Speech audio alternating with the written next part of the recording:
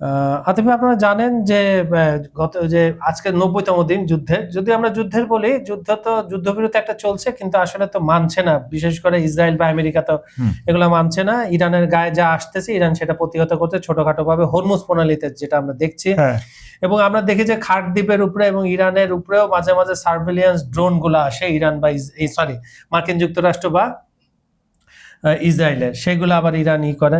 এই সব কিছু মিলিয়ে আমরা একটা খবর সবার সামনে আসছে। এটা গতকালে বিভিন্ন বড় বড় গণমাধ্যমে আসছে, দেশের গণমাধ্যমে, আজকে দেখলাম বাংলাদেশের গণমাধ্যমে আসছে যে যুদ্ধের সময় লুকিয়ে আবুধাবিতে যান নেতানিয়াহু। এটা নিয়ে ইরান হুঁশিয়ারি দিয়েছে আরব আমিরাতকে বারবার। অনেকে বলছে ইরানের নেক্সট টার্গেট হচ্ছে আরব আমিরাত। এ নিয়ে আপনি কিছু বলেন। আসলে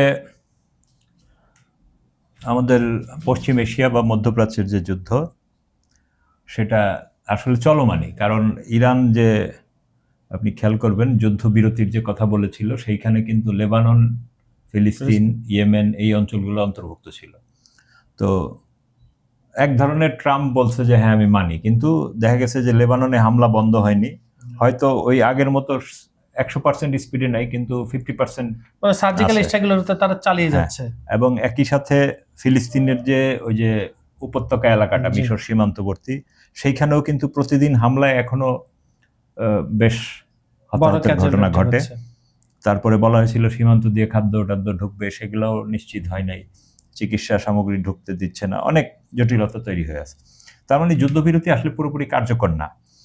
এই কার্যকর না এর পিছনে আমরা দেখতে পাই যে আসলে একটা মার্কিন যুক্তরাষ্ট্রের অক্ষমতা। অক্ষমতা কিরকম আপনি দেখেন, ট্রাম্প চীনে গেছে, সেইখানেও যাওয়ার আগে নেতানিয়াহুর সাথে টেলিফোনে অনেকক্ষণ আলোচনা করে গেছে।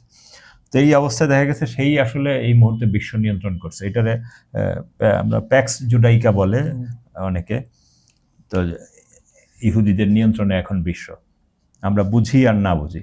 তো 28শে ফেব্রুয়ারি যে যৌথ হামলা চালায়, বেসিক্যালি ইসরায়েলি হামলা শুরু করে, পরে আমেরিকা বাধ্য হয়ে তাতে যোগ দেয়। তো এই যোগ দেওয়ার পরে এবং একই সময়ে তারা কিন্তু এই দেশগুলোর, মধ্যপ্রাচ্যের বিভিন্ন, এই পশ্চিম এশিয়ার বিভিন্ন দেশ, যেমন আরব আমিরাত, কাতার, কুয়েত, সৌদি আরব, বাহরাইন, এইসব ঘাঁটিগুলো ব্যবহার করে। এবং আমরা গত 13ই মে, মানে আজকে তো 14, গতকাল নেতানিয়াহুর দফতর থেকে এক বিবৃতিতে জানায় যে আসলে ওই যুদ্ধের সময় আবুধাবিতে নেতানিয়াহু গোপন সফর করেছেন এবং তাদের যে রাজা আরব আমিরাতের, তার সাথে বৈঠক করেছেন। এবং সেই বৈঠকের পরবর্তীতেই যে ইসরায়েলি আয়রন ডোম সিস্টেম ওইখানে মোতায়েন করা হয় এবং একটি কৌশলগত পরিকল্পনা করে। এবং আমরা কিন্তু আগেই বলছিলাম যে আসলে আরব আমিরাত হলো এই অঞ্চলের দ্বিতীয় ইসরায়েল, তার জনসংখ্যার 3 ভাগের 1 ভাগ হলো ইহুদি। তো এবং তারাও চায় ক্ষমতায় টিকে থাকতে। দেশ ছোট হলেও তারা মধ্য প্রাচ্যে বা পশ্চিম এশিয়া তাদের নিজস্ব শক্তির জানান দিতে চায়, তারা একটা সামরিক শক্তি। হ্যাঁ, তো এই কারণে কিন্তু তারা, যদিও সৌদি আরব আর তারা একই ধরনের, কিন্তু তাদের মধ্যে একটা দূরত্ব তৈরি হয়েছে। এবং এই দূরত্ব এবং অভিযোগে পাওয়া গেছে ওই যে ইসরায়েলের সফরের পরই সে আরব আমিরাত ইরানে হামলা করেছে এবং হামলাগুলো খুব, তো এই ব্যাপারে কিন্তু আরব আমিরাতের যে পররাষ্ট্র দপ্তর, তারা বিষয়টা নিয়ে খুব বেশি উচ্চবাচ্য করেনি, আবার অস্বীকারও করেনি। হ্যাঁ, বলছে যে না, এই ধরনের কোনো ঘটনা ঘটেনি, মানে খুব জোর দিয়ে অস্বীকার করেনি। তো এই যে এইখানে নেতানিয়াহু গেল, তো এইটা ইরানের পক্ষ থেকে বলা হয়েছে এই আতাত, আরব আমিরাত আর ইসরায়েলের আতাত ক্ষমার অযোগ্য। এবং ইরানের যে পররাষ্ট্রমন্ত্রী আব্বাস আরাকচি, তিনি বলেছেন যে নেতানিয়াহু প্রকাশ্যে ঘোষণা করেছেন তিনি আমিরাতে গিয়েছিলেন, যা আমাদের নিরাপত্তা বাহিনীর সদস্যরা আগেই জানত এবং আমাদের নেতাদেরকেও জানিয়েছিলেন। কিন্তু ইরানের মহান মানুষ, শত্রুতা, মহান মানুষের সাথে শত্রুতা হলো বোকামির খেলা। হ্যাঁ, এবং ইসরায়েলের সাথে গোপন আতাত ক্ষমার অযোগ্য। তিনি আরো বলেন ইসরায়েলের সঙ্গে এই আতাত বিভাজন তৈরি করবে এবং যারা এর সঙ্গে জড়িত তাদেরকে ইরান আসলে বিচারের আওতায় আনবে। এবং এই জন্যই কিন্তু আমরা হাস্যরসের দেখলেও এই যে ইরানের যে হাবিবি, হ্যাঁ, এই যুদ্ধ শেষে কিন্তু তুমি আর আমি, এটা কিন্তু আসলে সেই ইঙ্গিত, একটা ইঙ্গিত, হ্যাঁ, যে পরবর্তীতে আমরা তোমাদের বিচার করব। তো এখন দেখা যাক।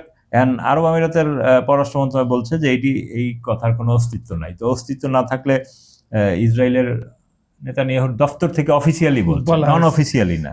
হ্যাঁ, এবং আমিরাতের পররাষ্ট্র মন্ত্রণালয় এই বিবৃতিতে জানাচ্ছে যে তাদের অবস্থান আসলে পুনর্ব্যক্ত করছে ইসরায়েলের সঙ্গে। তারা বলতেছে যে ইসরায়েলের সঙ্গে আমাদের সব সম্পর্ক প্রকাশ্য, হ্যাঁ, এবং সবকিছু অতি পরিচিত আব্রাহাম চুক্তির মাধ্যমেই হয়। তো এই যে দেখেন, এইসব লাইনের মাধ্যমে কিন্তু এক প্রকার স্বীকার, হ্যাঁ, প্রকাশ্য তাদের সাথে আমাদের সম্পর্ক আছে, চুক্তি আছে, হ্যাঁ। এবং তারা বলছে যে এই সম্পর্ক অনানুষ্ঠানিক কোনো কিছুর উপর ভিত্তি করে নয়। 2020 সালে যুক্তরাষ্ট্রের মধ্যস্থতায় ইসরায়েলের সঙ্গে আমরা কূটনৈতিক সম্পর্ক স্থাপন করি এবং ওই সময় থেকেই আসলে বাহরাইন, মরক্কো এবং সুদানও ওই আব্রাহাম অ্যাকর্ডে যোগ দিয়েছিল। তো এই হলো আসলে ইসরায়েলের দশা এবং আরব আমিরাতের দশা। এবং এই কারণেই দেখেন ইরান কিন্তু আরব আমিরাতের যেসব স্থাপনায় হামলা করেছে এগুলো কিন্তু ইসরায়েল এবং মার্কিন সংশ্লিষ্ট, কিন্তু আরব আমিরাত এর মধ্যে নিজে যুক্ত হয়ে শত্রুতা আরো বৃদ্ধি করলো আর কি। তো আপনারা জানেন যে আরব আমিরাতের আসলে শতকরা 60 থেকে 70% যে বাসিন্দা তারা কিন্তু সব বিশ্বের বিভিন্ন দেশের। একটা হলো বিশাল শ্রমিক শক্তি, আর আরেকটা হলো মাইগ্রেটেড জনগোষ্ঠী। আরব আমিরাত তাদের ট্যাক্স ফ্রি সিস্টেমের কারণে সারা পৃথিবী থেকে ধরেন ব্ল্যাক মানি হোল্ডাররা, বিশ্বের বিভিন্ন দেশ থেকে সব ব্ল্যাক মানি হোল্ডাররা, ইভেন আমাদের দেশেরও প্রচুর ব্ল্যাক মানি হোল্ডার ওইখানে গিয়ে অ্যাপার্টমেন্ট কিনে। এবং আমি আপনার বোম্বের বিখ্যাত যে অভিনেতা শাহরুখ খানেরও বিশাল বিনিয়োগ ওইখানে আছে। হ্যাঁ, তো পুরা এই অঞ্চলের না সারা পৃথিবীরই যত, এটা আরব আমিরাতকে বলা হয় বিজনেস হাব। অথচ এই বিজনেস হাবে কিন্তু একসময় আরব আমিরাতের প্রায় 40% বাসিন্দা ছিল ইরানি, এবং আরব আমিরাতের বিজনেসটাও ইরান আরব আমিরাতের মাধ্যমে বিশ্বের বিভিন্ন দেশে বিজনেস করতো। পরবর্তীতে ওই যে আব্রাহাম চুক্তি করার ফলে তারা ওই ইরানিদেরকে ওইখান থেকে রাতারাতি সরিয়ে দেয় এবং ইরানি বিজনেস প্রতিষ্ঠানগুলো দখল করে নেয়। তো সেই জায়গায় কিন্তু রিপ্লেস হয়েছে কারা, আমরা জানি যে ইহুদিরা রিপ্লেস হয়েছে। এবং এইটাই হলো আরব আমিরাতের বর্তমান অবস্থা।